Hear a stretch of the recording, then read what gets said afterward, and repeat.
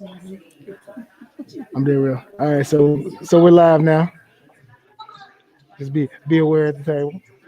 Anyway, this is a watch party. Our watch party for St. Mary's County, Charles County, Calvert County, NAACP chapters. Hopefully, you can hear me over this mask. What we want to do before we actually get the debate going is talk about options to vote currently. Right now, the election has already started, and you already have ways to vote in your county now. We can start with Charles County because they are alphabetically ranked. So I will let y'all go ahead and tell us about the options that you have currently now.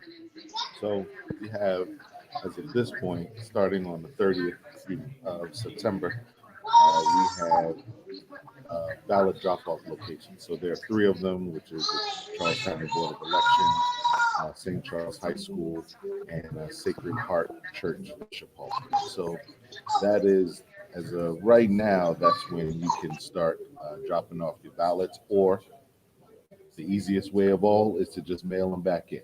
Um, After those ballot locations will continue all the way until the actual third election day, and then around October the 15th, we'll add three more locations, which would be Westlake High School, Smecco down in Hughesville, and Lackey High School as ballot drop-off locations. So by the 15th of October, we'll have six around the county to drop off.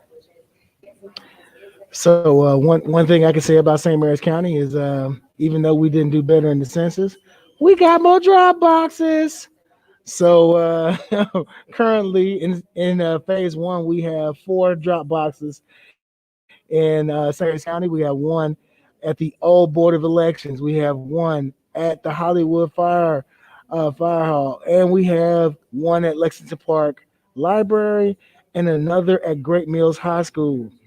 Funny part about it, I know people said that they wanted to divide the voters and the students, but for some reason the box is at the entrance. Uh, anyway, phase two, we'll get five more. So we still gonna have more than Calvert and Charles. So shout out to our board of elections for giving us more drop boxes. Even though we didn't get our early voting in, we did get a lot of convenient drop boxes. So we'll at the end of the day we'll actually have, what was it? Is it 11? Man, what we doing it out there? So you have no excuse not to drop your ballot off. They're giving you a lot of different options. So Adrian, how you doing, Mel? Can you talk to people about planning their vote real quick? Oh, did she freeze on me?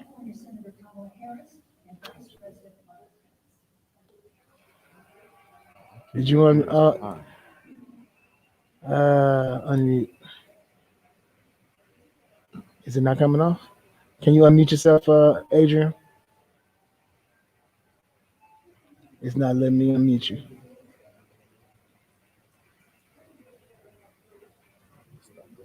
All right, all right. Everything's going on. We'll come back to it toward the end. All right, we're gonna stream this and add commentary toward the back end of the debate. So enjoy.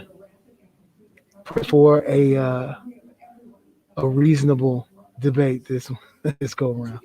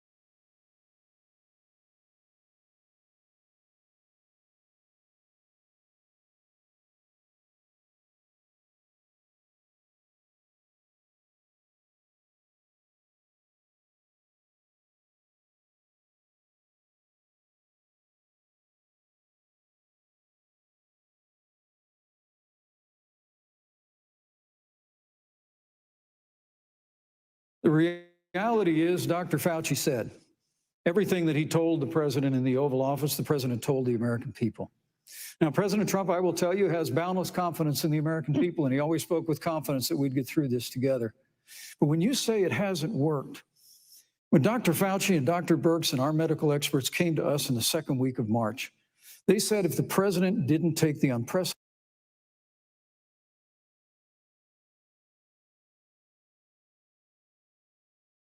step of shutting down roughly half of the American economy, that we could lose 2.2 million Americans. Now, that's the reality. Thank you. They also Thank you, said Vice to us, if President we Pence. did everything right, Susan, we could still lose more than 200,000 Americans. Vice Now, President one Pence. life lost is Thank too you. many, Susan. But the American people, I believe, deserve credit for the sacrifices that they have made, putting the health of their family and their neighbors first, our doctors, our nurses, our first Thank you, Vice responders. President Pence. And I'm going to speak up on behalf of what the American people have done. Vice President Pence, you were in the front row in a Rose Garden event 11 days ago at what seems to have been a super spreader event for senior administration and congressional officials. No social distancing, few masks, and now a cluster of coronavirus cases among those who were there. How can you expect Americans to follow the administration's safety guidelines to protect themselves from COVID when you at the White House have not been doing so?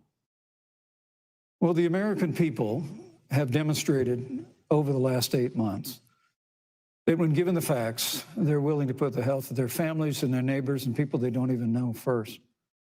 And President Trump and I have great confidence in the American people and their ability to take that information and put it into practice. In the height of the epidemic, when we were losing a heartbreaking number of 2,500 Americans a day, we surged resources to New Jersey and New York and New Orleans and Detroit. We told the American people what needed to be done, and the American people made the sacrifices. When the outbreak in the Sun Belt happened this summer, again, Americans stepped forward. But the reality is the work of the President of the United States goes on. A vacancy on the Supreme Court of the United States has come upon us, and the president introduced Judge Amy Coney Yes, Barrett. thank you. Thank you, Vice But President at Pence. that, if I may say, that Rose Garden event, there's been a great deal of speculation about it. My wife Karen and I were there and honored to be there. Many of the people who were at that event, Susan, actually were tested Yes. for coronavirus, and it was an outdoor event, which all of our scientists regularly and routinely advise. The difference here is President Trump and I trust the American people to make choices in the best interest of their health. Joe Biden and Kamala Harris consistently talk about mandates, and not just mandates with the coronavirus, but a government takeover of health care, Thank you. Thank the you, Vice Green New President Pence. Deal, all government control. We're about freedom and respecting the freedom of the American people. Let's talk about respecting the American people. You respect the American people when you tell them the truth. You respect the American people when you have the courage Which we've to be a always leader, done. speaking of those things that you may not want people to hear, but they need to hear so they can protect themselves. But this administration stood on information that if you had as a parent, if you had as a worker, knowing you didn't have enough money saved food line because of the magnitude of You a respect the American people when you tell them the truth. willing to speak You respect the American people when you have the courage to be a leader, speaking of those things that you may not want people to hear, but they need to hear so they can because protect of the incompetence themselves. of this administration. It is asking too much of the people. Susan, we talked No, about Vice It is President asking Pence. too much of the people, Look- that they would not be equipped with the information they need to help themselves to protect Susan, their parents President- and No, their I'm sorry. children. Kamala Harris, Senator Harris, I'm sorry. It's I'm- fine. Oh, no, you're Senator Harris to me. For life to get back to normal, Dr. Anthony Fauci and other experts say that most of the people who can be vaccinated need to be vaccinated. But half of Americans now say they wouldn't take a vaccine if it was released now. If the Trump administration approves a vaccine before or after the election, should Americans take it, and would you take it? If the public health professionals, if Dr. Fauci, if the doctors tell us that we should take it, I'll be the first in line to take it, absolutely. But if Donald Trump tells us that we should take it, I'm not taking it. Vice President Pence, there have been a lot of repercussions from this pandemic. In recent days, the president's diagnosis of COVID-19 has underscored the importance of the job that you hold and that you are seeking. That's our second topic tonight. It's the role of the vice president. One of you will make history on January 20th. You will be the vice president to the oldest president the United States has ever had. Donald Trump will be 74 years old on Inauguration Day. Joe Biden will be 78 years old. That already has raised concerns among some voters, concerns that have been sharpened by President Trump's hospitalization in recent days. Vice President Pence, have you had a conversation or reached an agreement with President Trump about safeguards or procedures when it comes to the issue of presidential disability? And if not, do you think you should? You have 2 minutes without interruption. Well, Susan, thank you. Although I would like to go back. I think we need to move on Well, to the thank issue you, of but I would like to vice go back presidency.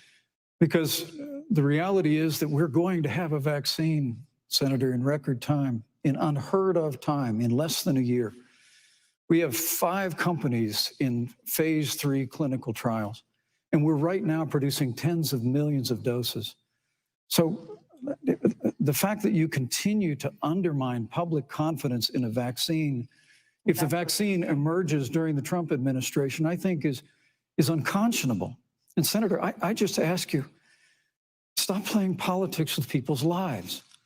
The reality is that we will have a vaccine, we believe, before the end of this year. And it will have the capacity to save countless American lives. And your continuous undermining of confidence in a vaccine is it's just unacceptable. And let me also say, you know, the reality is when you talk about failure in this administration, we actually do know what failure looks like in a pandemic. It was 2009. The swine flu arrived in the United States. Thankfully, it ended up not being as lethal as the coronavirus. But before the end of the year, when Joe Biden was vice president of the United States, not 7.5 million people contracted the swine flu. 60 million Americans contracted the swine flu. If the swine flu had been as lethal as the coronavirus in 2009, when Joe Biden was vice president, we would have lost 2 million American lives. His own chief of staff, Ron Klain, would say last year that it was pure luck that they did, quote, everything possible wrong. And we learned from that. They left the Strategic National Stockpile empty. They left an empty and hollow plan, but we Thank still you, Vice learned President from it. Pence. And I think the Vice American President, your time people, is I'm going up. to say again, can be Vice proud President Pence, I'm of sorry, your what time we is have up. done. And Senator, please Thank you, Vice stop President undermining Pence. confidence in a vaccine. Senator Harris, let me ask you the same question that I asked Sure. Vice President Pence, which is, have you or reached an agreement with Vice President Biden about safeguards or procedures when it comes to the issue of presidential disability? And if not, and if you win the election next month, do you think you should? You have 2 minutes uninterrupted. So let me tell you, first of all, the day I got the call from Joe Biden, it was actually a Zoom call, asking me to serve with him on this ticket was probably one of the most memorable days of my life. I thought about my mother, who came to the United States at the age of 19, gave birth to me at the age of 25 at Kaiser Hospital in Oakland, California. And the thought that I'd be sitting here right now, I know would make her proud, and she must be looking down on this. Joe and I were raised in a very similar way. We were raised with values that are about hard work, about the value and the dignity of public service, and about the importance of fighting for the dignity of all people. And I think Joe asked me to serve with him because I have a career that included being elected the first woman district attorney of San Francisco, where I created models of innovation for law enforcement in terms of reform of the criminal justice system. I was elected the first woman of color and Black woman to be elected Attorney General of the state of California, where I ran the second largest Department of Justice in the United States, second only to the United States Department of Justice. And there I took on everything from transnational criminal organizations to the big banks that were taking advantage of homeowners to for-profit colleges that were taking advantage of veterans. And then, of course, now I serve in the United States Senate as only the second Black woman ever elected to the United States Senate. I serve on the Senate Intelligence Committee, where I've been in regular receipt of classified information about threats to our nation and hotspots around the world. I've traveled the world. I've met with our soldiers in war zones. And I think Joe has asked me to serve with him because he knows that we share a purpose, which is about lifting up the American people. And after the 4 years that we have seen of Donald Trump unifying our country around our common values and principles. Thank you, Senator Harris. You know, neither President Trump nor Vice President Biden has released a sort of detailed health information that had become the modern norm until the 2016 election. And in recent days, President Trump's doctors have given misleading answers or refused to answer basic questions about his health. And my question to each of you in turn is this information voters deserve to know? Vice President Pence, would you like to go first? Well, Susan, thank you. And let me say on behalf of the President and the First Lady, how moved we've all been by the outpouring of prayers and concern for the President. And I do believe it's emblematic of the prayers and the concern that have ushered forth for every American impacted by the coronavirus. But the care the President received at Walter Reed Hospital, the White House doctors, was exceptional. And the transparency that they practiced all along the way will continue. The American people have a right to know about the health and well-being of their president, and will continue to do that. But I'm just extremely grateful and was more than a little moved by the broad and bipartisan support. And Senator, I want to thank you and Joe Biden for your expressions of genuine concern. And I also want to congratulate you, as I did on that phone call, on the historic nature of your nomination. Thank you. I never expected to be on this stage 4 years ago, so I know the feeling.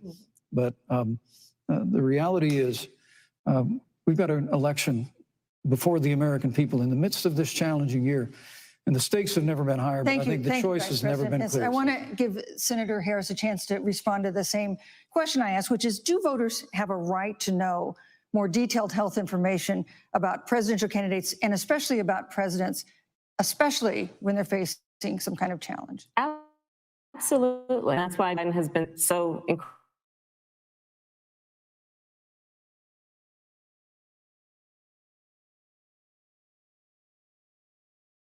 Because of great investigative journalism, that Donald Trump paid $750 in taxes. When I first heard about it, I literally said, "You mean $750,000?" And it was like, no, $750.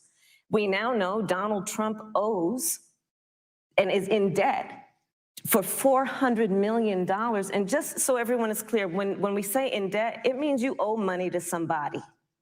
And it'd be really good to know who the President of the United States, the Commander-in-Chief, owes money to, because the American people have a right to know what is influencing the President's decisions. And is he making those decisions on the best interest of the American people, of you, or self-interest? So, Susan, I'm glad you asked about transparency, because it has to be across the board. Joe has been incredibly transparent over many, many years. The one thing we all know about Joe, he puts it all out there. He is honest, he is forthright. But Donald Trump, on the other hand, has been about covering up everything. Thank you, Senator Harris. I want to give you a chance to respond, Vice President. Well, look, I respect the fact that Joe Biden spent 47 years in public life. I respect your public service as well. Thank you. But the American people have a president who's a businessman, he's a job creator, who's paid tens of millions of dollars in taxes, payroll taxes, property taxes. He's created tens of thousands of American jobs. And the president said those public reports are not accurate. And the president's also released stacks of financial disclosures the American people can review just as the law allows. But the distinction here is that Joe Biden, 47 years in public service, compared to President Donald Trump, who brought all of that experience 4 years ago. Thank you, Vice President. Turned this economy around by cutting taxes, rolling back regulations, Thank you, Vice President. Energy, fighting for free and fair trade, and all of that's on the line if Joe Biden and Kamala Harris. You know, that's a good segue into our third topic, which is about the economy. This has been another aspect of life for Americans that's been so affected by this coronavirus. We have a jobs crisis brewing. On Friday, we learned that the unemployment rate had declined to 7.9% in September, but the job growth had stalled, and that was before the latest round of layoffs and furloughs in the airline industry at Disney and elsewhere. Hundreds of thousands of discouraged workers have stopped looking for work. Nearly 11 million jobs that existed at the beginning of the year haven't been replaced. Those hardest hit include Latinos, Blacks, and women. Senator Harris, the Biden-Harris campaign has proposed new programs to boost the economy, and you would pay for that new spending by raising $4 trillion in taxes on wealthy individuals and corporations. Some economists warn that could curb entrepreneurial ventures that fuel growth and create jobs. Would raising taxes put the recovery at risk? And you have 2 minutes to answer uninterrupted. Thank you. On the issue of the economy, I think there couldn't be a more fundamental difference between Donald Trump and Joe Biden. Joe Biden believes you measure the health and the strength of America's economy based on the health and the strength of the American worker and the American family.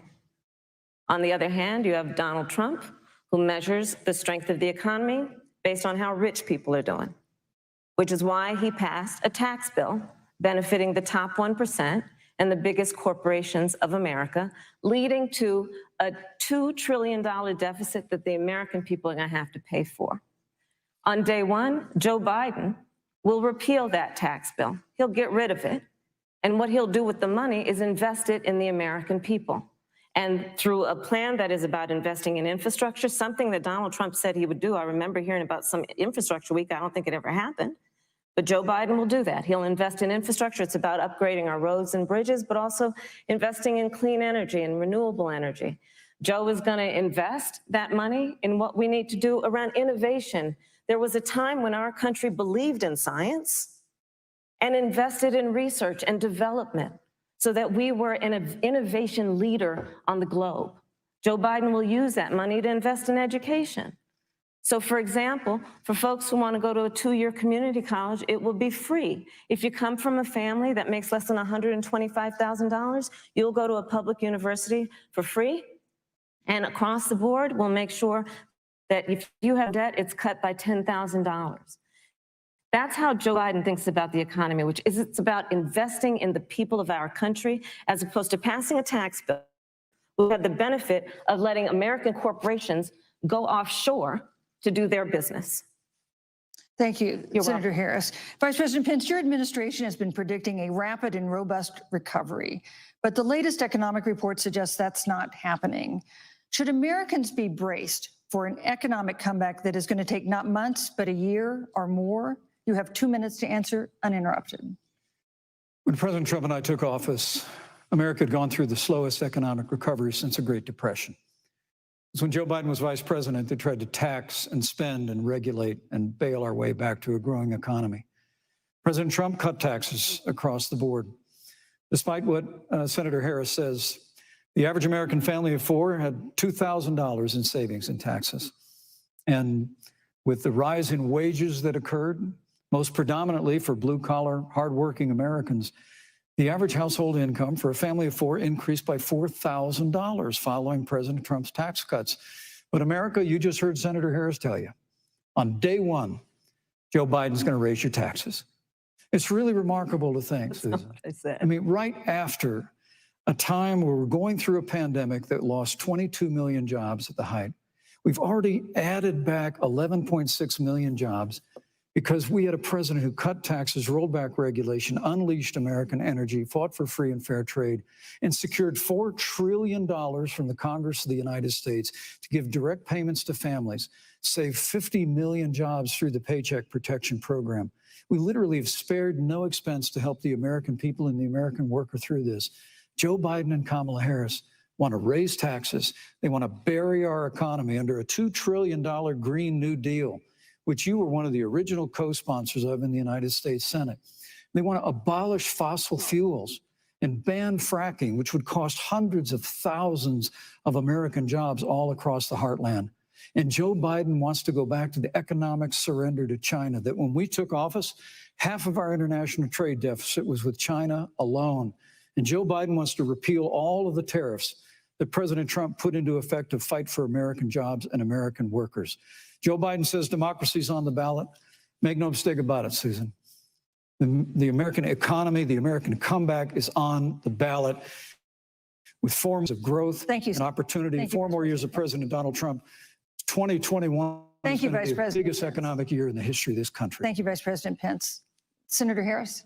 Well, I mean, I thought we saw enough of it in last week's debate, but I think this is supposed to be a debate based on fact and truth. And the truth and the fact is Joe Biden has been very clear. He will not raise taxes on anybody who makes less than He said $400,000 he's a going year. to repeal the Trump tax cuts. Mr. Vice President, I'm speaking.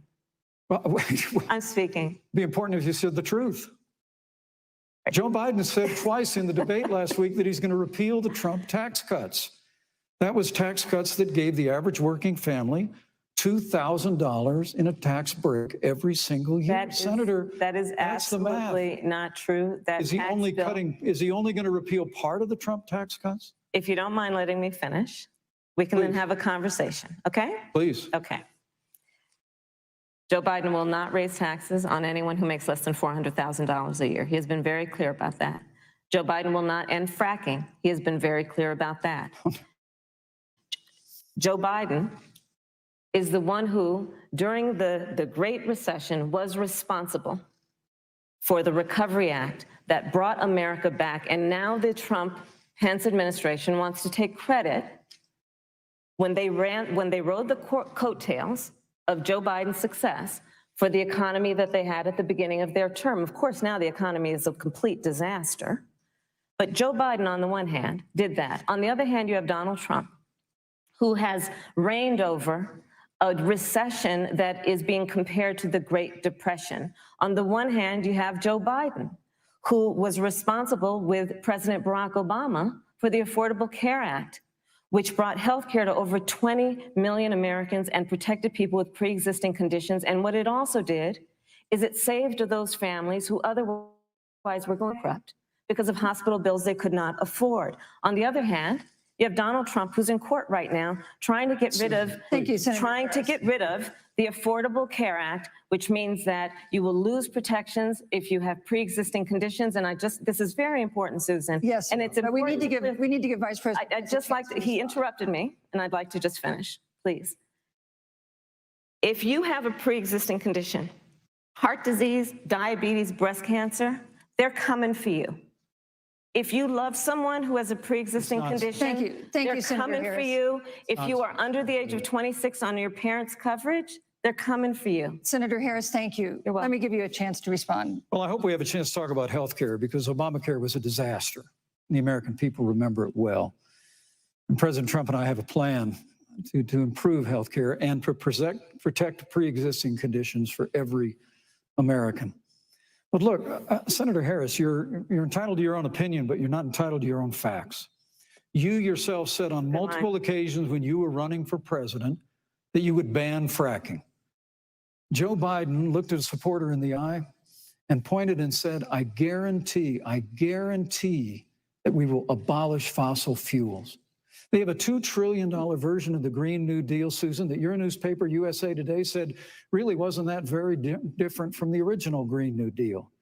More taxes, more regulation, banning fracking, abolishing fossil fuel, crushing American energy, and to China is a prescription for economic decline. President Trump and I will keep America growing. The V-shaped recovery that's underway right now will continue with 4 more years of President Donald Trump. Thank you very, very much, Vice President Pence. Once again, you've provided the perfect segue to a new topic, which is climate change. And Vice President Pence, I'd like to pose the first question to you. This year, we've seen record-setting hurricanes in the South. Another one, Hurricane Delta, is now threatening the Gulf. And we have seen record-setting wildfires in the West.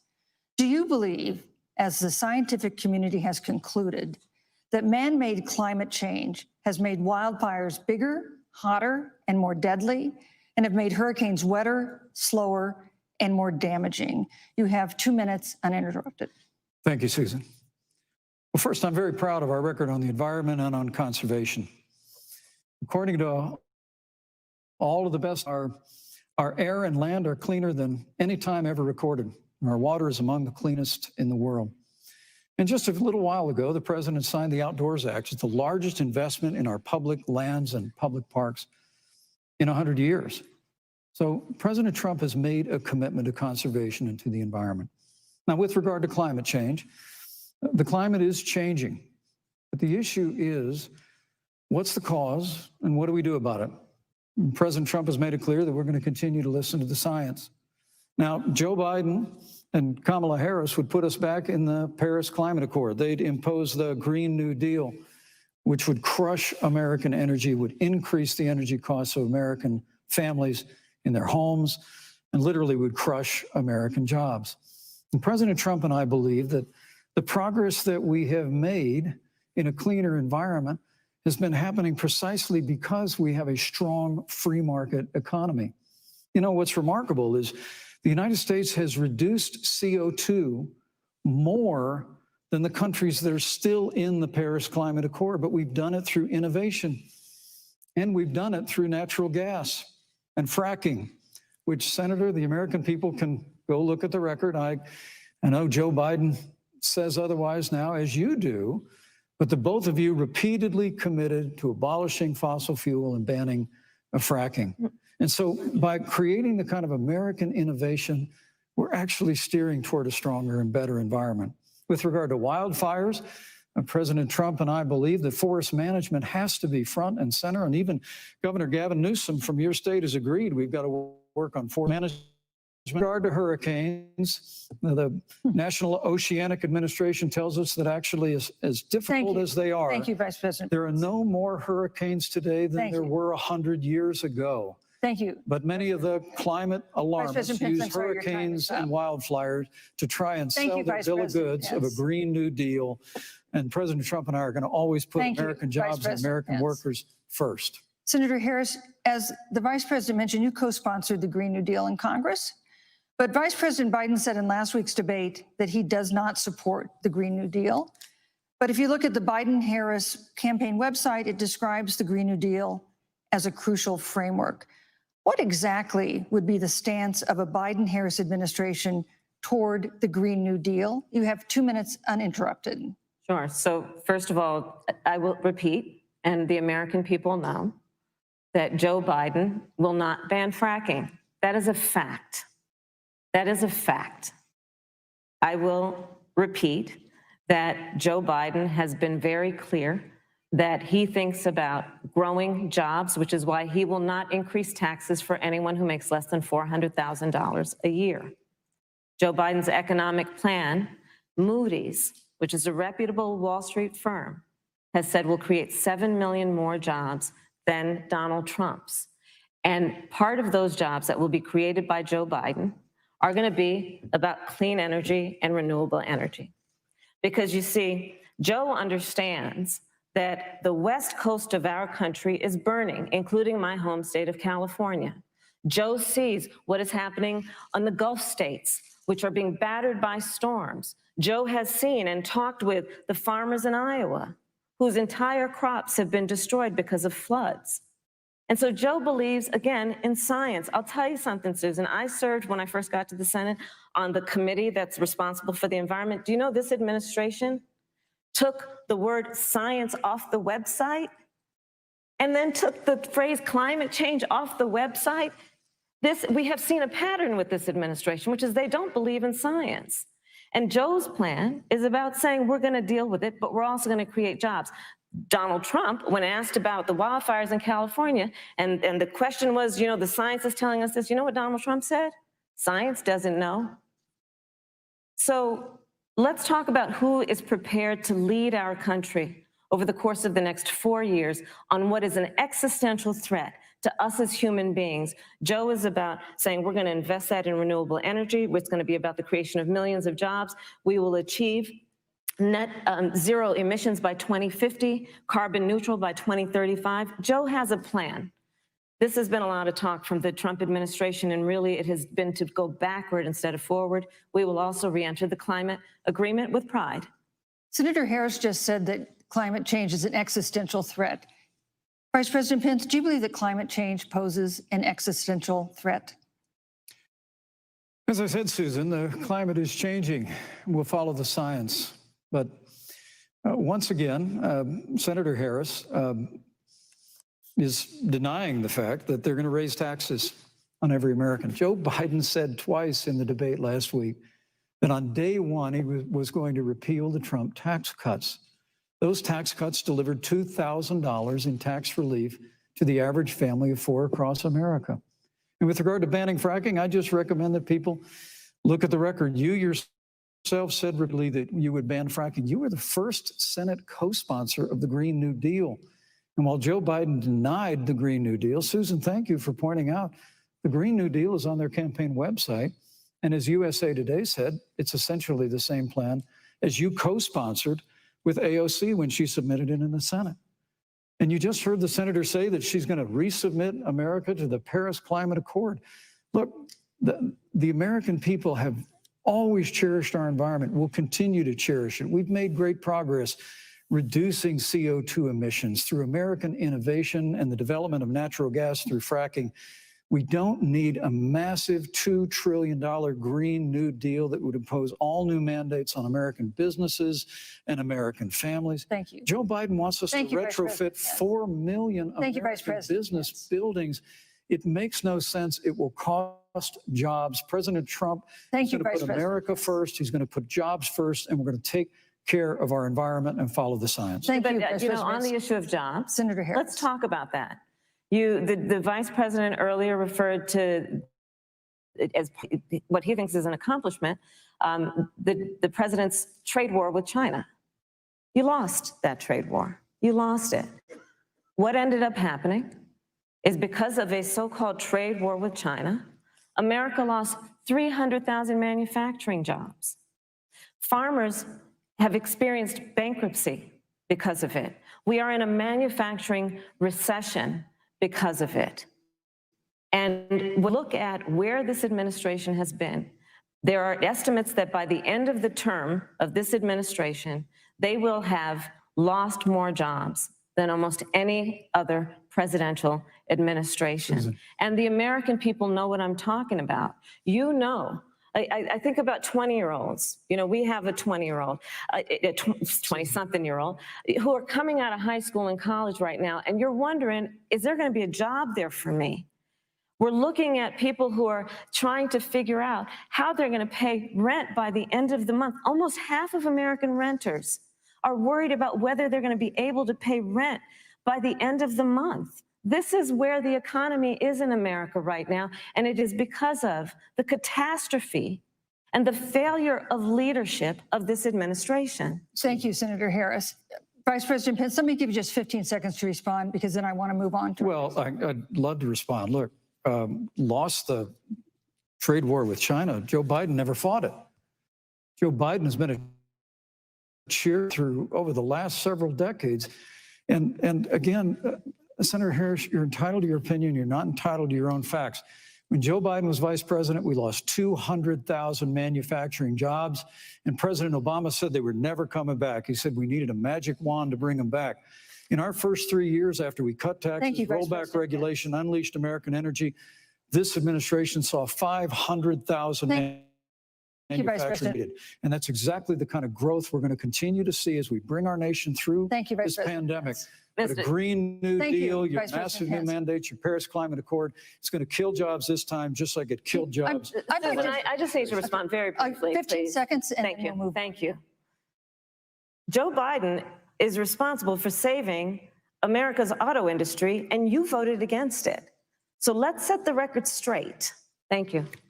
I'd like to talk about China. We have, as our next topic, we have no more complicated or consequential foreign relationship than the one with China.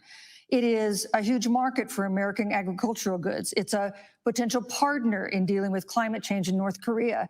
And in a video tonight, President Trump again blamed it for the coronavirus, saying China will pay. Vice President Pence, how would you describe our fundamental relationship with China? Competitors, adversaries, enemies? You have 2 minutes. Thank you, Susan. Well, before I leave that, let me speak to voting records if I can. You know, everybody knows that NAFTA cost literally thousands of American factories to close. We saw automotive jobs go south, and Trump fought to renegotiate NAFTA. And the United States-Mexico-Canada agreement is now the law of the land. American people deserve to know Senator Kamala Harris was one of only 10 members of the Senate to vote against the USMCA. It was a huge win for American auto workers. It was a huge win for American farmers, especially dairy in the upper Midwest.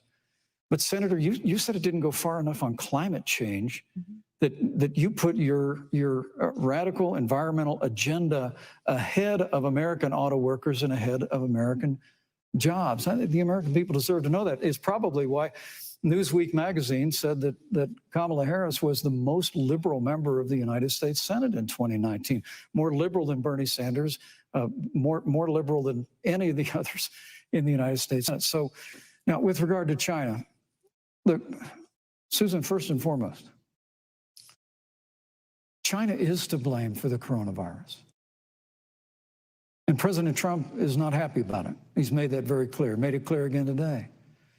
China and the World Health Organization did not play straight with the American people. They did not let our personnel into China to get information on the coronavirus until the middle of February. Fortunately, President Trump, in dealing with China from the outset of this administration, standing up to China that had been taking advantage of America for decades in the wake of Joe Biden's cheerleading for China, President Trump made that decision before the end of January to suspend all travel from China. And again, American people didn't oppose President Trump's decision to suspend all travel from China. He said it was hysterical. He said it was Thank you, Vice President xenophobic. Pence. But President Trump has Vice President stood Pence, up your to time is China. up. We're going to continue to stand strong. Thank you, Vice President Pence. We want to improve the relationship, but we're going to level the playing field. We're going to hold Vice President China Pence. accountable for what they did to America with the coronavirus. Thank you. Senator Harris, let me ask you the same question that I asked the Vice President. How would you describe our fundamental relationship with China? Are we competitors, adversaries, enemies? You'll have 2 minutes uninterrupted. Susan, the Trump administration's perspective and approach to China has been the loss of American lives, American jobs, and America's standing.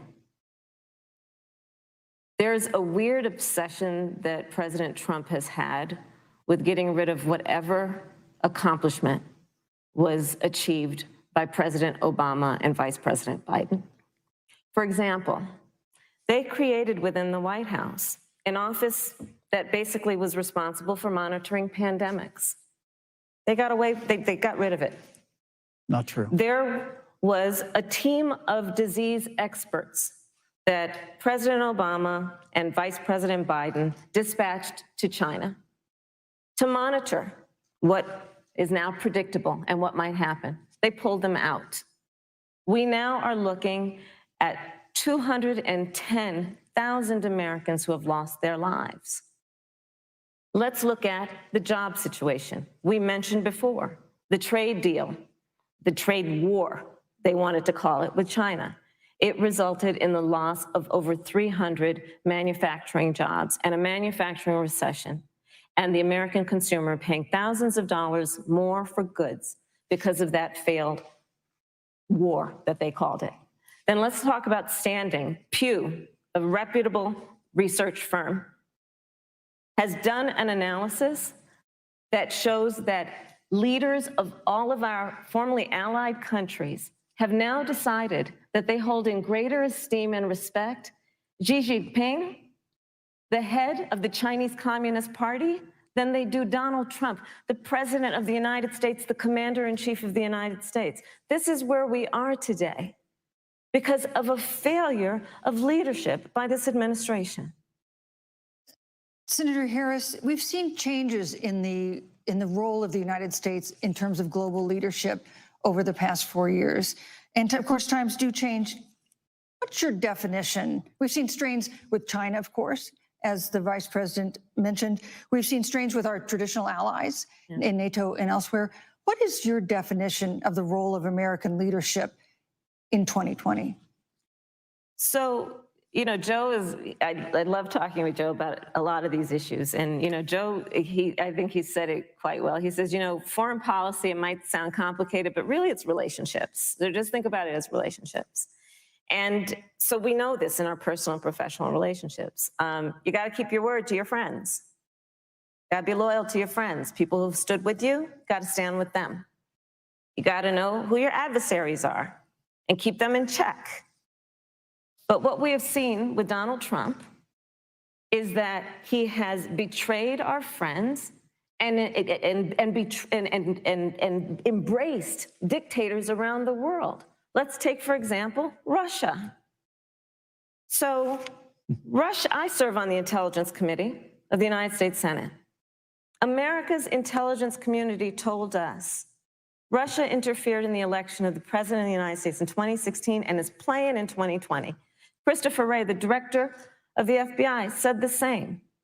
But Donald Trump, the commander-in-chief of the United States of America, prefers to take the word of Vladimir Putin over the word of the American intelligence community. You look at our friends at NATO.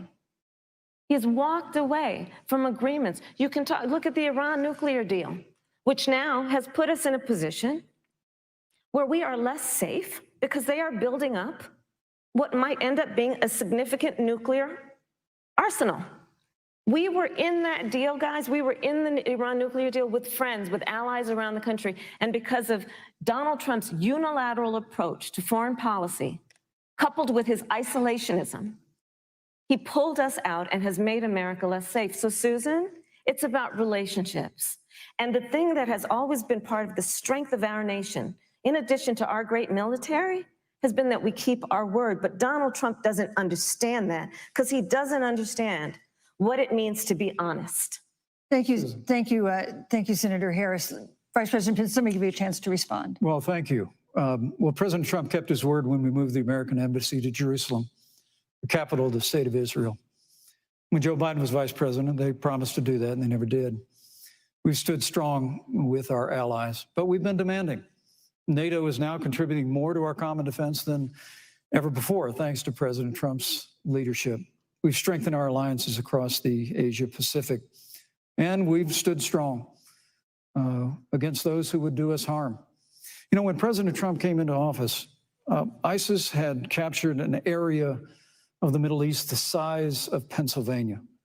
But President Trump unleashed the American military, and our armed forces destroyed the ISIS caliphate and took down their leader, al-Baghdadi, without one American casualty. Al-Baghdadi was responsible for the death of thousands. But notably, America's hearts today are with the family of Kayla Mueller, her parents of which are here with us tonight in Salt Lake City. Today, two of the ISIS killers responsible for Kayla Mueller's murder were brought to justice in the United States. Jihadi John was killed on the battlefield along with the other Beetle. The reality is that when Joe Biden was vice president, we had an opportunity to save Kayla Mueller. It breaks my heart to reflect on it, but the military came into the Oval Office, presented a plan. They said they knew where Kayla was. Baghdadi had held her for 18 months, abused her mercilessly before they killed her. But when Joe Biden was vice president, they hesitated for a month. And when armed forces finally went in, it was clear she'd been moved 2 days earlier.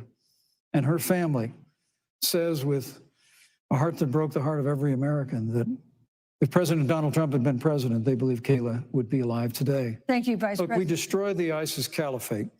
And you talk about re-entering the Iran nuclear deal. I mean, the last administration transferred $1.8 billion to the leading state sponsor Thank you, Vice of President. terrorism. President Donald Trump got us out of the deal. Thank you, Vice President Pence. And when Qasem Soleimani was traveling to Baghdad Thank you, to do Vice President harm Pence. to Americans, President Donald Trump took Thank you, him Vice out. President Pence. And America is safer. Our allies are safer. And the American people know President Donald Trump will never have Thank you, Vice President to take Pence. action. I would like to give Thank you. Senator Harris a chance to respond, but not at such great length because, of course, there are other topics we want to talk about. But I would like equal time. Yes, Thank you. please go ahead. First of all, to the Mueller family, I know about your daughter's case, and I'm so sorry. I'm so sorry. What happened to her is awful, and it should have never happened. And I know Joe feels the same way. And I know that President Obama feels the same way. But you mentioned Soleimani. Let's start there.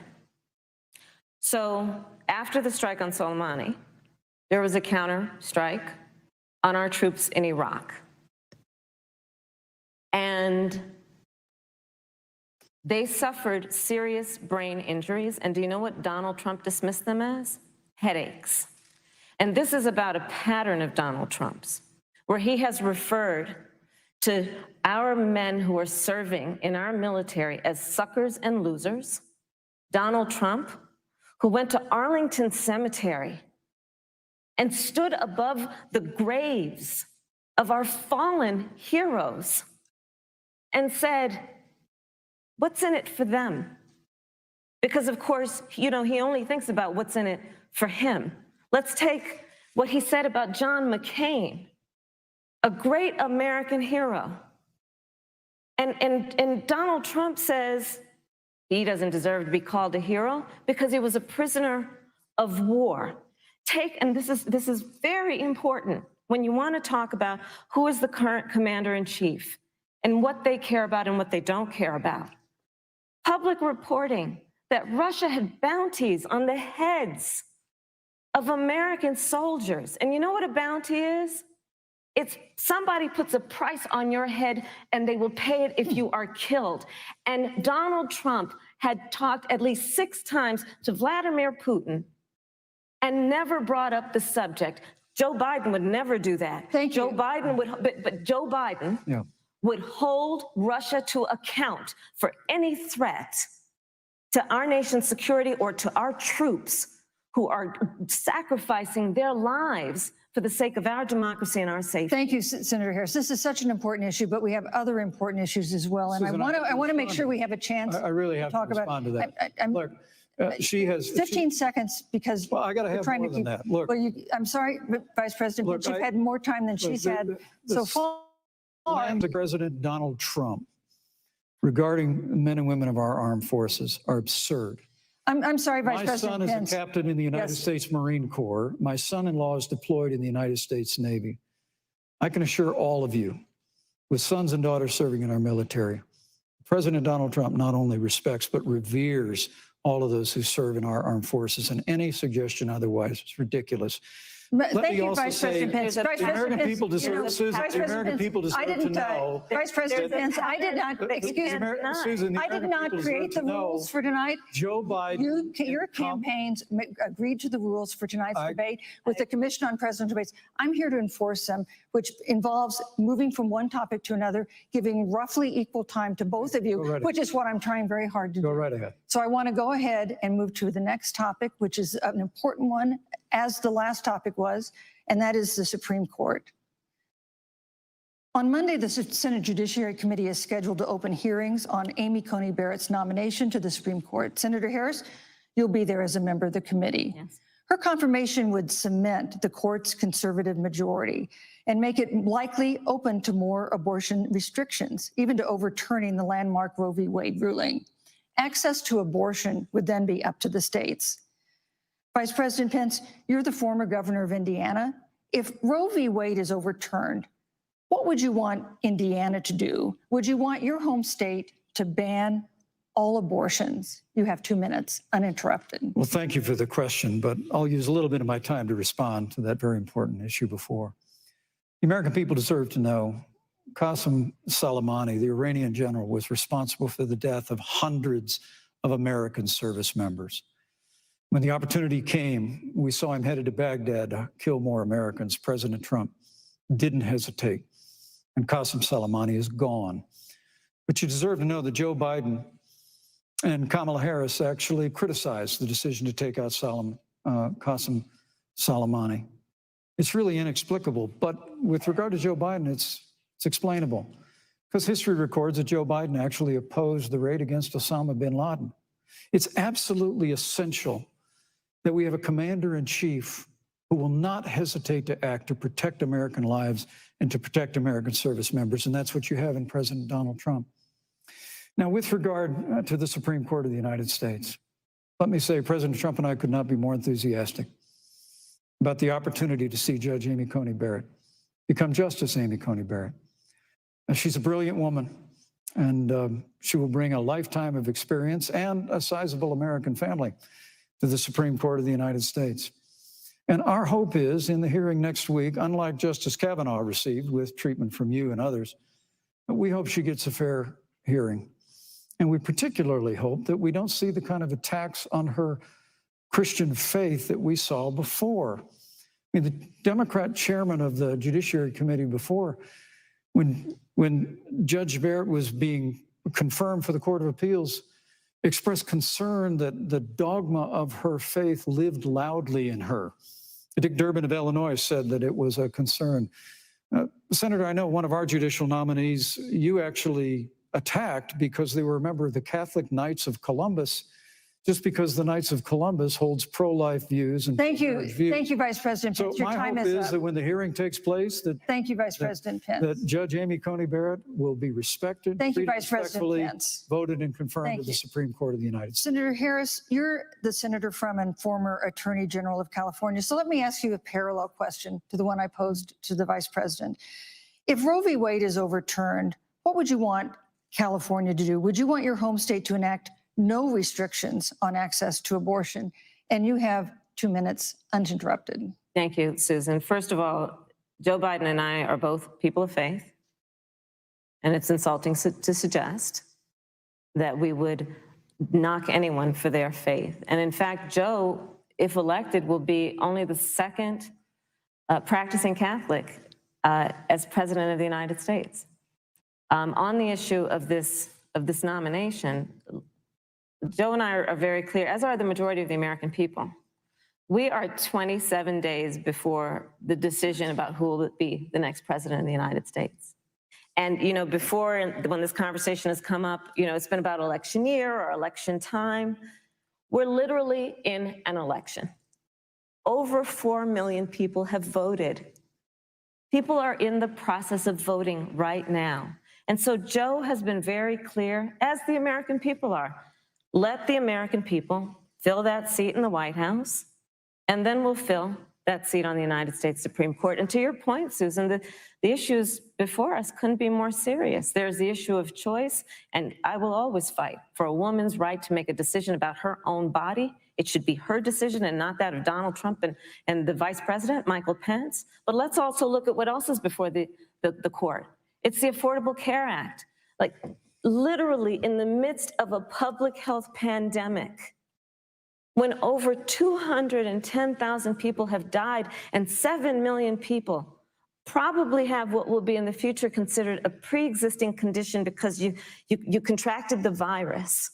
Donald Trump is in court right now trying to get rid of the Affordable Care Act. And I said it before, and it bears repeating. This means that there will be no more protections if they win for people with pre-existing conditions. Yeah. This means that over 20 million people will lose your coverage. It means that if you're under the age of 26, you can't stay on your parents' coverage anymore. And here's the thing, the contrast couldn't be more clear. They're trying to get rid of the Affordable Care Act. Joe Biden is saying, let's expand coverage. Let's give you a choice of a public option or private coverage. Let's bring down premiums. Thank you, Senator Let's Harris. lower Medicare eligibility to 60. Thank you, Senator. That's true leadership.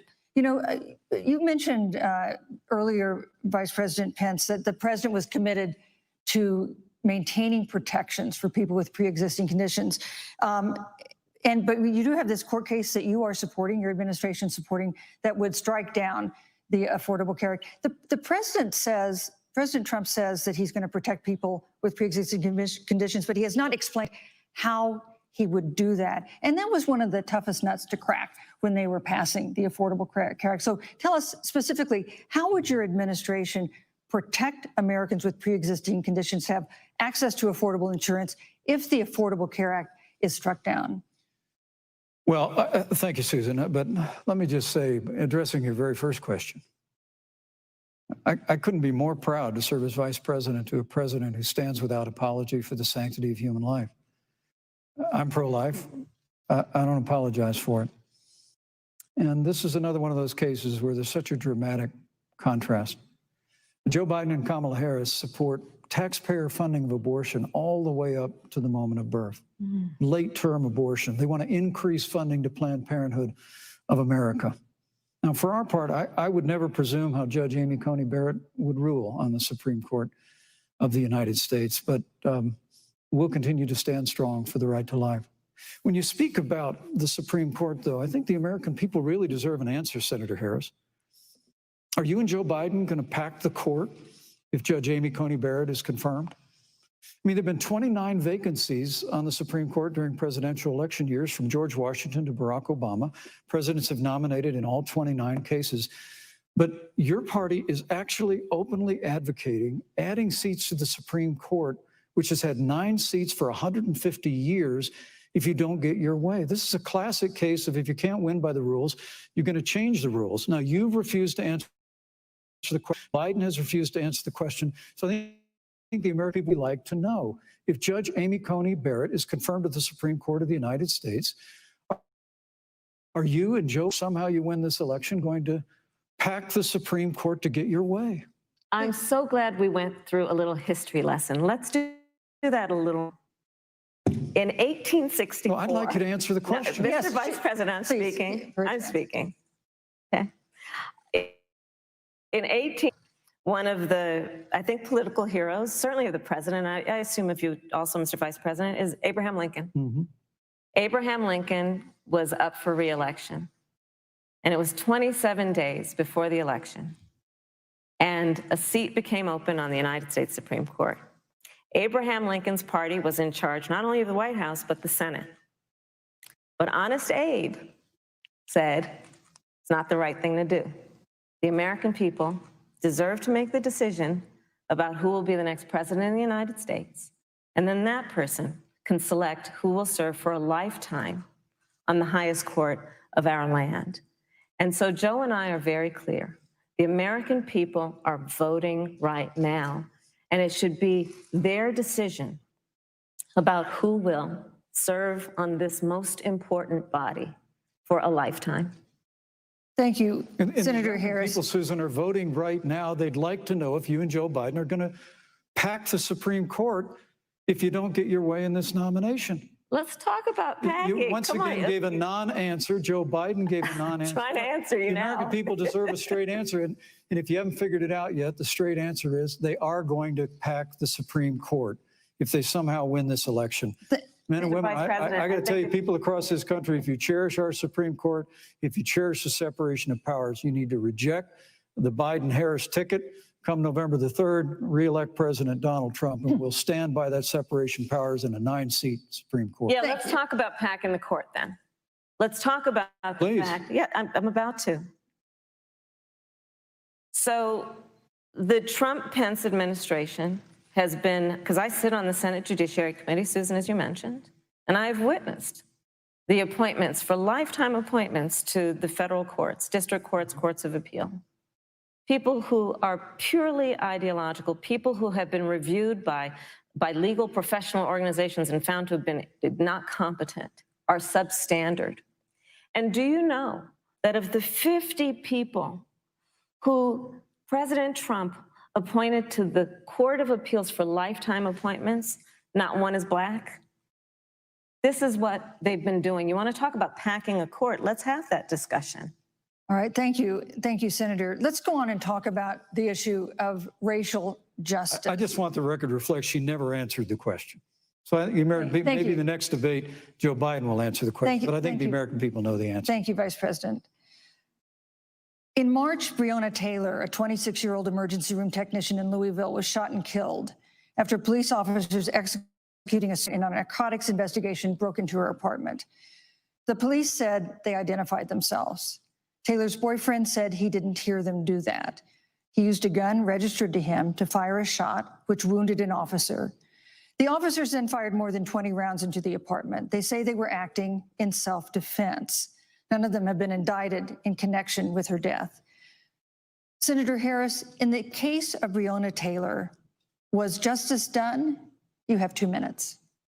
I don't believe so. And I've talked with Breonna's mother, Tamika Palmer, and her family. And her family deserves justice. She was a beautiful young woman. She had as her life goal to become a nurse, and she wanted to become an EMT to first learn what's going on out on the street so she could then become a nurse and save lives, and her life was taken unjustifiably and tragically and violently. And it brings me to, you know, the 8 minutes and 46 seconds that America witnessed, during which an American man was tortured and killed under the knee of an armed, uniformed police officer. And people around our country of every race, of every age, of every gender, perfect strangers to each other, marched shoulder to shoulder, arm in arm, fighting for us to finally achieve that ideal of equal justice under law. And I was a part of those peaceful protests. And I believe strongly that, first of all, we are never going to condone violence, but we always must fight for the values that we hold dear, including the fight to achieve our ideals. And that's why Joe Biden and I have said on this subject, look, and I'm a former career prosecutor. I know what I'm talking about. Bad cops are bad for good cops. We need reform of our policing in America and our criminal justice system, which is why Joe and I will immediately ban chokeholds and carotid holds. George Floyd would be alive today if we did that. We will require a national registry for police officers who break the law. We will, on the issue of criminal justice reform, get rid of private prisons and cash bail, and we will decriminalize marijuana, and we will expunge the records of those who have been convicted of marijuana. This is the time for leadership on a tragic, tragic issue of unarmed Black people in America. Thank you, Senator Harris. Vice President Pence, let me pose the same question to you. In the case of Breonna Taylor, was justice done? You have 2 minutes uninterrupted. Well, our heart breaks for the loss of any innocent American life. And the family of Breonna Taylor has our sympathies. But I trust our justice system, a grand jury that refused the evidence. And it really is remarkable that as a former prosecutor, you would assume that an impaneled grand jury looking at all the evidence got it wrong. But you're entitled to your opinion, Senator. I think, look, and with regard to George Floyd, there's no excuse for what happened to George Floyd. Justice will be served. But there's also no excuse for the rioting and looting that followed.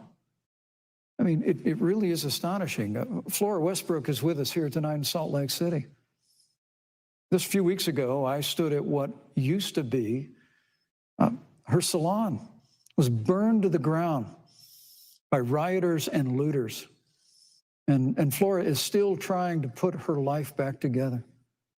And I must tell you, this presumption that you hear consistently from Joe Biden and Kamala Harris, that America is systemically racist, and that, as Joe Biden said, that he believes that law enforcement has an implicit bias against minorities, is a great insult to the men and women who serve in law enforcement. And I want everyone to know who puts on the uniform of law enforcement every day, that President Trump and I stand with you. And it is remarkable that when Senator Tim Scott tried to pass a police reform bill, brought together a group of Republicans and Democrats, Senator Harris, you got up and walked out of the room. And then you filibustered Senator Tim Scott's bill on the Senate floor that would have provided new accountability, new resources. But we don't have to choose between supporting law enforcement, improving public safety, and supporting our African American neighbors and all of our minorities. Under President Trump's leadership, we'll always stand with law enforcement, and we'll do what we've done from day one, and that is improve the lives of African Americans. Thank you, Vice Record President unemployment, record investments in education, and we'll fight for school choice for all of our members. Thank you, Vice President. I'd like to respond. Senator Harris. I will not sit here and be lectured by the Vice President on what it means to enforce the laws of our country. I am the only one on this stage who has personally prosecuted everything from child sexual assault to homicide.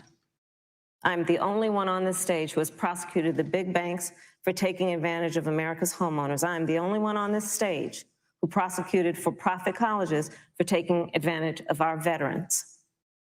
And the reality of this is that we are talking about an election in 27 days, where last week, the President of the United States took a debate stage in front of 70 million Americans and refused to condemn white supremacists. Not true. And Not true. it wasn't like he didn't have a chance. He didn't do it, and then he doubled down. And then he said, when pressed, stand back, stand by. And this is a part of a pattern of Donald Trump's. He called Mexicans rapists and criminals. He instituted as his first act a Muslim ban. On the issue of Charlottesville, where people were peacefully protesting the need for racial justice, where a young woman was killed. And on the other side, there were neo-Nazis carrying tiki torches, shouting racial epithets, anti-Semitic slurs. And Donald Trump, when asked about it, said, there were fine people on both sides. This is who we have as the President of the United States. And America, you deserve better. Joe Biden will be a president who brings our country together. Senator Harris. And recognizes the beauty in our diversity and the fact that we Senator all Harris, have thank so you. much more in common than what separates us. Vice President Pence, let me give you a minute to respond. Thank you, Susan. I appreciate that very much. You know, I think this is one of the things that makes people dislike the media so much in this country, Susan, is that you selectively edit, just like Senator Harris did, comments that President Trump and I and others on our side of the aisle make. I mean, Senator Harris conveniently omitted, after the president made comments about people on either side of the debate over monuments, he condemned the KKK, neo-Nazis, and white supremacists, and has done so repeatedly. You're concerned that he doesn't condemn neo-Nazis. President Trump has Jewish grandchildren. His daughter and son-in-law are Jewish. This is a president who respects and cherishes all of the American people. But you talk about having personally prosecuted. I'm glad you brought up your record, Senator. Thank you. I really need to make this point. When you were DA in San Francisco, when you left office, African Americans were 19 times more likely to be prosecuted for minor drug offenses than whites and Hispanics. When you were Attorney General of California, you increased the disproportionate incarceration of blacks in California. Yeah. You did nothing on criminal justice reform in California. You didn't lift a finger to pass the First Step Act on Capitol Hill. I mean, the reality is your record speaks for itself. President Trump and I have fought for criminal justice reform. Thank you, Vice President. We fought for Pence. educational choice and opportunities for African Americans, all of our Thank you, minorities. sir. And we'll do it for 4 more Thank you. years. You know, there is no more important issue than the final issue that we're going to talk about tonight, and that is the issue of the election But itself. Susan, he attacked my record. I would like an opportunity to respond. Let me give you 30 seconds because we're running out of I time. appreciate that. First of all, having served as the Attorney General of the state of California, the work that I did is a model of what our nation needs to do, and we will be able to do under a Joe Biden presidency. Our agenda includes what this administration has failed to do. It will be about not only instituting a ban on chokeholds and carotid holes. Thank you. Not only, Thank you, Senator. I would Harris. like to go through, These are points that you made earlier in the hour, and I want to talk about the election itself before we have to. but I want to talk about the connection between what Joe and I will do and my record, which includes, I was the first statewide officer to institute a requirement that my agents would wear body cameras and keep them on full time. We were the first to initiate a requirement that there would be a training for law enforcement on implicit bias, because yes, Joe Biden and I recognize that implicit bias does exist, Mr. Vice President, contrary to what you may believe. We did the institute investing in reentry. This is the work that we have done and the work we will do going forward. And again, I will not be lectured by the Vice President on our record of what we have done in terms of law enforcement and keeping our communities safe, and a commitment to reforming the criminal justice system of America. Thank you, Senator Harris. And I'd like to pose I'd like you to respond first to the question on our final topic, the election itself. President Trump has several times refused to commit himself to a peaceful transfer of power after the election. If your ticket wins and President Trump refuses to accept a peaceful transfer of power, what steps would you and Vice President Biden then take? What would happen next? You have 2 minutes. So I'll tell you, Joe and I are, I think, particularly proud of the coalition that we've built around our campaign. We probably have one of the broadest coalitions of folks that you've ever seen in a presidential race. Of course, we have the support of Democrats, but also independents and Republicans. In fact, 7 members of President George W. Bush's cabinet are supporting our ticket. We have the support of Colin Powell, Cindy McCain, John Kasich, over 500 generals, retired generals, and former national security experts and advisors are supporting our campaign. And I believe they are doing that because they know that Joe Biden has a deep, deep-seated commitment to fight for our democracy and to fight for the integrity of our democracy and to bring integrity back to the White House. And so we believe in the American people. We believe in our democracy. And here's what I'd like to say to everybody. Vote. Please vote. Vote early. Come up with a plan to vote. Go to iwillvote.com. You can also go to joebiden.com. We have it within our power in these next 27 days to make the decision about what will be the course of our country for the next 4 years. And it is within our power. And if we use our vote and we use our voice, we will win. And we will not let anyone subvert our democracy with what Donald Trump has been doing, as he did on the debate stage last week, when again in front of 70 million people, he openly attempted to suppress the vote. Joe Biden, on the other hand, on that same debate stage, because clearly Donald Trump doesn't think he can run on a record because it's a failed record, Joe Biden on that stage said, hey, just please vote. So I'll repeat what Joe said. Please vote. Thank you, Senator. Vice President Pence, President Trump has several times refused to commit himself to a peaceful transfer of power after the election. If Vice President Biden is declared the winner and President Trump refuses to accept a peaceful transfer of power, what would be your role and responsibility as Vice President? What would you personally do? You have 2 minutes. Well, Susan, first and foremost, I think we're going to win this election because while Joe Biden and Kamala Harris rattle off a long litany of the establishment in Washington, D.C., an establishment that Joe Biden's been a part of for 47 years, President Donald Trump has launched a movement of everyday Americans from every walk of life. And I have every confidence that those same Americans that delivered that historic victory in 2016, they see this president's record where we rebuild our military. We revived our economy through tax cuts and rolling back regulation, fighting for fair trade, unleashing American energy. We appointed conservatives to our federal courts at every level. And we stood with the men and women of law enforcement every single day. And I think that movement of Americans has only grown stronger in the last 4 years. But when you talk about accepting the outcome of the election, I must tell you, Senator, your party has spent the last 3.5 years trying to overturn the results of the last election. It's amazing. When Joe Biden was vice president of the United States, the FBI actually spied on President Trump and my campaign. I mean, there were documents released this week that the CIA actually made a referral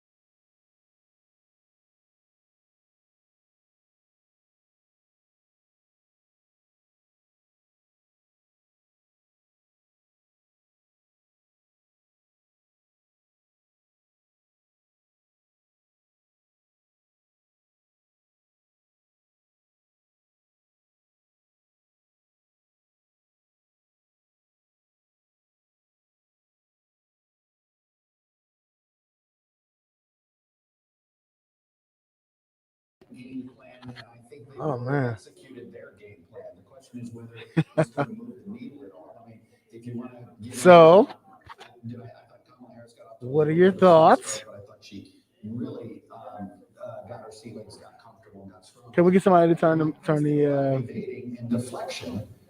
He was turn the speaker down? as we said at the beginning, with the virus and where things are. And look, I think there are some of the Trump campaign are going to be pleased. D, we caught you. What's up? He defended, How you doing? How'd you enjoy it? how he invaded. But there are going to be some people who are frustrated. Got you up now. About the constant. Oh, was you talking to me? Yes, ma'am. Yes, ma'am. I'm sorry. What was the question? So, we've watched the debate. What did you gain from the debate? Who do you feel won the debate? Trying to get your input.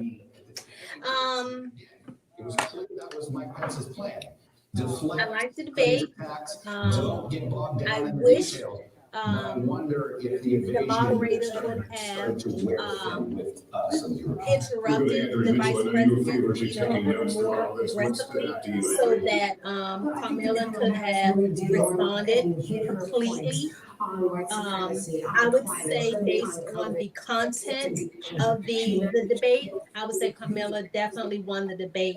I believe that the vice president didn't answer most of the questions that were directed at him. He dodged it, you know. And I mean, they both did some of that. Like he really did. He didn't answer some very important direct questions. So, what questions do you think that he dodged that you wish that he did not? One of the ones that really caught my attention and I was really shocked was that he was asked a direct question in regards to President Trump. I think it was President Trump response to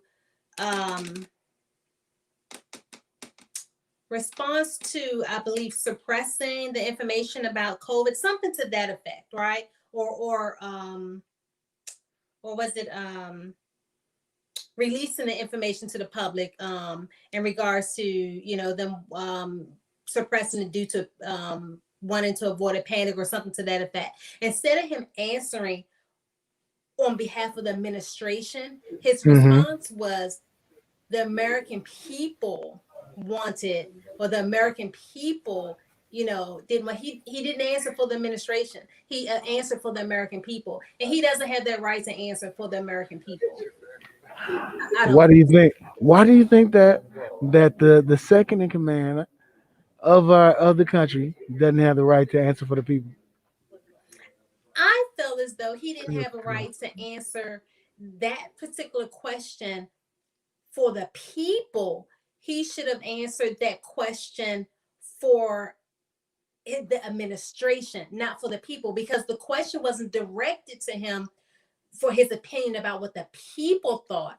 The question was directed to him to answer for the administration. He did not. I got you. So the argument. See, this is me being devil's advocate, bipartisan.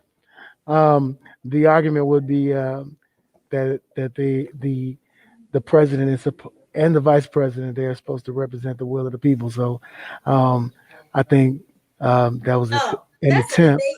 That's a debate within itself, because the people didn't vote for that administration. The people voted against that administration. I mean, they did not win the popular vote. The people vote. That's a good point. So I mean, I guess it depends on how you look at it. All of this is up for interpretation. Me, myself, I think that it was a very close debate. I think that both of the candidates. What's in that cup? What was in that cup? Lemonade. Oh, you said it was close. I was just wondering, because I mean, I know I got a glass over here, but mine ain't that strong. I think most of the people came into the debate with favorites, if you will, and I think this was almost a professional version of what we saw last week. I would I mean, say, we had a poor moderator. We had two people that didn't really obey the rules, and it was one of those things where it was not the debate that we're used to seeing. hey, Yeah. I disagree. I wouldn't say it was two people that didn't obey, didn't follow the rules. Hey, I think it I'm was more speaking. of one Hey, that didn't, I'm and speaking. one was fighting to make his point. So Um, I will I'm say it was entertaining. D. I'm speaking. Oh, my pearls. Did she have on some pink and green pearls? Was that what she had on? Oh, and let me see. Hold on. We got Joe here. We're gonna add him in. Joe, you on? Uh oh. Let me take his screen off. You ever seen old people trying to get their lives together on technology? He's like, how you turn the camera on, baby? How you get the camera on? Can you get the camera on for me? Can you hear Joe?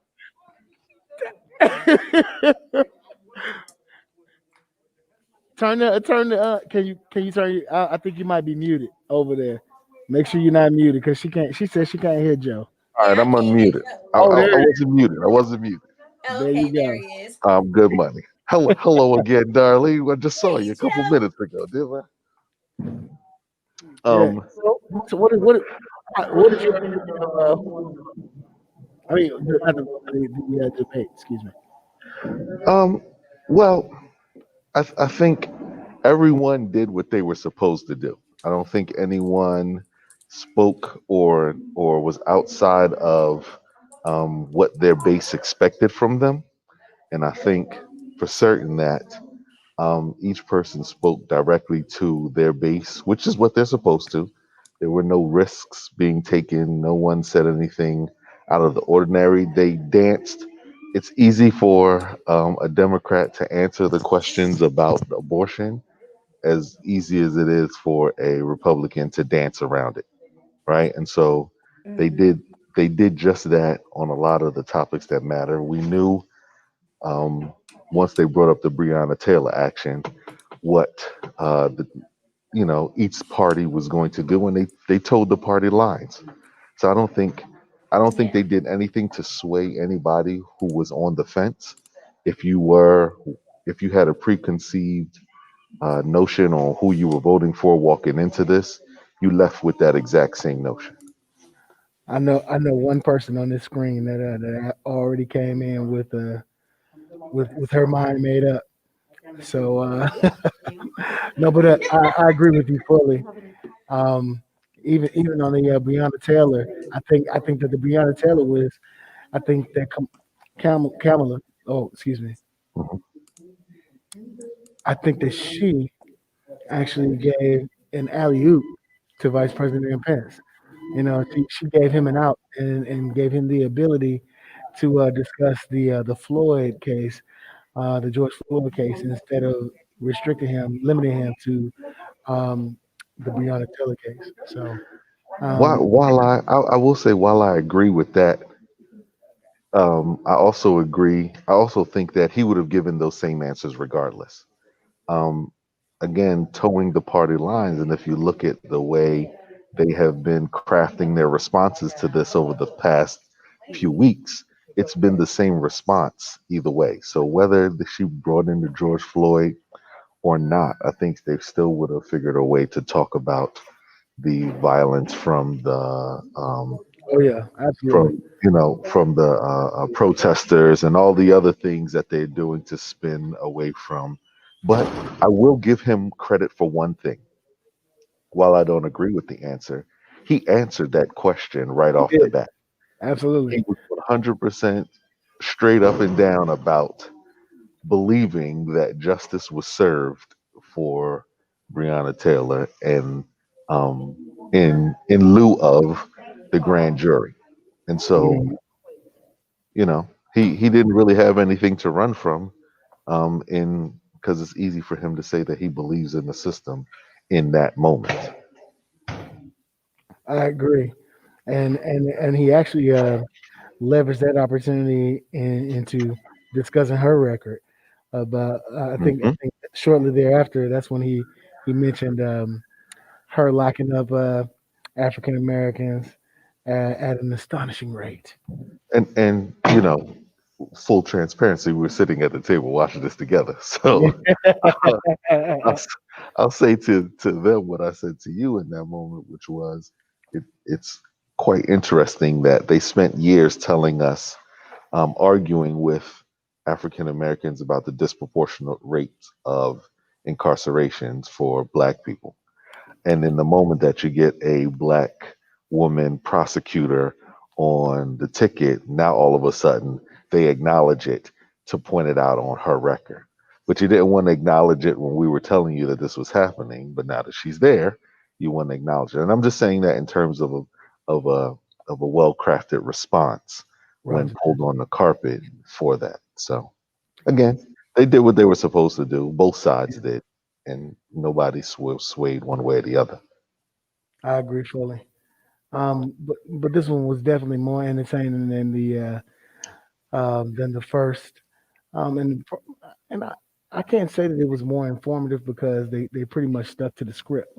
Yep. So when you stick to the script, we didn't really learn anything. I think that was just an opportunity for them to energize the base. Um, this one probably energized a little more than the previous one because it was a lot less distasteful. Yeah. Any parting shots? No, I mean, we'll see. It appears that the next one is still on for the 15th. It's town hall style, so that's really going to be interesting Hmm. to see how that plays out when they're asked direct questions from the audience. So yeah, I mean, we'll see it. I'd like to lie to people and tell them that I don't know who I'm voting for, but I do. So I'm just going through the motions in this situation. Roger that. Yeah. Well, I have made up my mind as well, and a lot of my friends assume that they know how I'm going to vote, and I would like to let them all know that no matter which way you think I'm going to vote, you're wrong. So anyway, I do appreciate your time. This was a lot less painful than the last one. Yeah, The- agreed.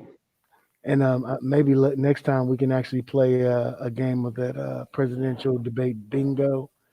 Um, we need to make a game out of this and make this a little more entertaining because we already know that they're just going to come out here and play the hits for their party. So if we find a way to, we still need to find a way to make it informative and honestly to make it a little entertaining. So let's figure something out. We're Absolutely. open to suggestions. So if anyone wants to leave a suggestion on how we can make this a little more informative, outside of the just streaming the debate, please leave it in the comments. And if you have a way to make it entertaining while making it informative, that would be useful as well.